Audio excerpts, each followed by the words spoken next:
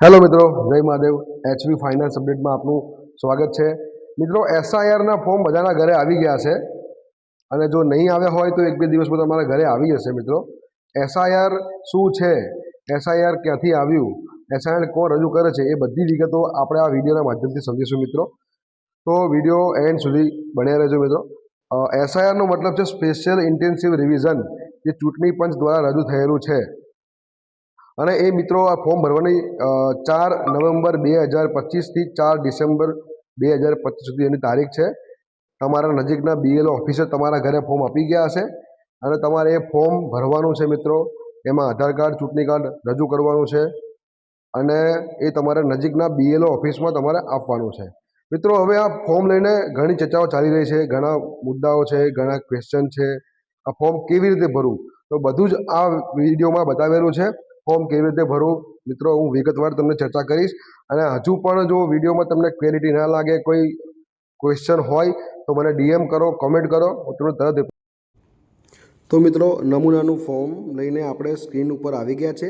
ભારતનું ચૂંટણી પંચ ગણતરી ફોર્મ છે. મિત્રો, આ સ્પેશિયલી તમારા માટે રેડી કર્યું છે મેં. હવે સૌ પ્રથમ તમારે પહેલાં પાસપોર્ટ સાઇઝનો ફોટો લગાવવાનો રહેશે અહીંયા.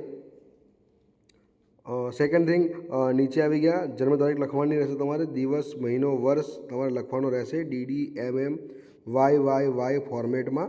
નીચે આધાર નંબર છે, જે વૈકલ્પિક છે, ઓપ્શનલ છે, તમે ન લખો તો પણ ચાલશે. નંબર 3 આવશે મોબાઈલ નંબર. અહીં તમારો મોબાઈલ નંબર લખવો છે, જે ફરજિયાત છે. નીચે પિતા અથવા વાલીનું નામ છે, અહીં તમારું પિતાનું નામ લખવાનું રહેશે, જે ફરજિયાત છે. નીચે પિતા વાલીનો મતદાર ઓળખપત્ર નંબર, એટલે કે પિતાનું ચૂંટણી કાર્ડ નંબર અહીંયા લખવાનો રહેશે. નીચે માતાનું નામ છે. મિત્રો, અહીં માતાનું નામ લખવાનું છે. માતાનો મતદાર ઓળખપત્ર નંબર એટલે કે ચૂંટણી કાર્ડ નંબર અહીંયા લખવાનો છે, જે ઓપ્શનલ છે, ન લખો તો પણ ચાલશે. જીવનસાથીનું નામ, જો તમે પરિણીત હોય તો પતિ અથવા પત્નીનું નામ લખવાનું રહેશે. જો તમે અનમેરિડ છો, અપરિણીત છો, તો લખવાની કાંઈ જરૂર છે નહીં. જીવનસાથીનો મતદાર ઓળખપત્ર નંબર જો અહીંયા લાગુ પડતું હોય તો લખવાનો રહેશે. હવે મિત્રો, અહીંયા 2 ખાના છે, 2 ભાગ છે, જે ખૂબ જ મહત્ત્વપૂર્ણ છે. જે લોકોને ખૂબ જ આમાં કન્ફ્યુઝન થાય છે, બહુ ક્વેશ્ચન થાય છે. છેલ્લા એસઆઈઆરની મતદાર યાદીના મતદાર વિગતો, મિત્રો, અને બાજુમાં છે જે સંબંધીનું નામ છેલ્લા એસઆઈઆરમાં અગાઉ કોલમમાં આપવામાં આવ્યું છે તેની વિગતો. મતલબ કે મિત્રો, પહેલાં ખાનામાં 2002માં જેનું નામ હોય તેની વિગતો 2002ની યાદીમાં લખવી પડશે. એનો મતલબ કે તમે 2002માં જો વોટિંગ કર્યું હોય, 2002માં તમારી મતગણતરી થઈ હોય, 2002માં તમારું ચૂંટણી કાર્ડ બન્યું હોય તો તમારું વિગત લખવાનું છે, નહીં તો લખવાની નથી. મિત્રો, 2002માં જો તમારું નામ ના હોય તો લખવાનું નથી, એ કોરું રાખવાનું છે. બાજુમાં મિત્રો સંબંધીનું નામ, એમાં નામ તમારું ફાધરનું નામ, મધરનું નામ, દાદા દાદીની વિગતો લખવાની છે, જે 2002માં મતદાર યાદીમાં હતા. એમાં સૌપ્રથમ નામમાં લખવાનું છે, તમારું ફાધરનું નામ લખવાનું છે અથવા મધરનું નામ લખવાનું છે. નીચે મતદાર ઓળખપત્ર નંબર એટલે કે એમનો ચૂંટણી કાર્ડ નંબર લખવાનો છે.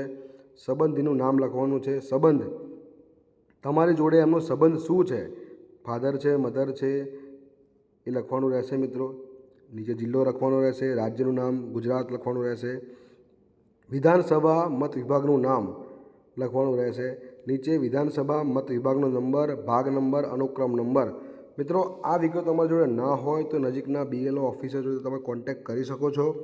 બીએલઓ ઓફિસર જોડે વિગતો હશે, રેકોર્ડ હશે તો તમને કાઢી આપશે. મિત્રો, જો તમને કાંઈ પણ ખ્યાલ ના આવતો હોય તો એ વસ્તુ તમારે લખવાનું નથી. આમાં ચેકચાક મિત્રો બિલકુલ ચાલશે નહીં, આમાં વ્હાઇટનર ચાલશે નહીં. એટલે ના ખબર પડે તો મને કોમેન્ટ કરો, ડીએમ કરો, અથવા તમારો બીએલઓ ઓફિસરને તમારો કોન્ટેક્ટ કરો.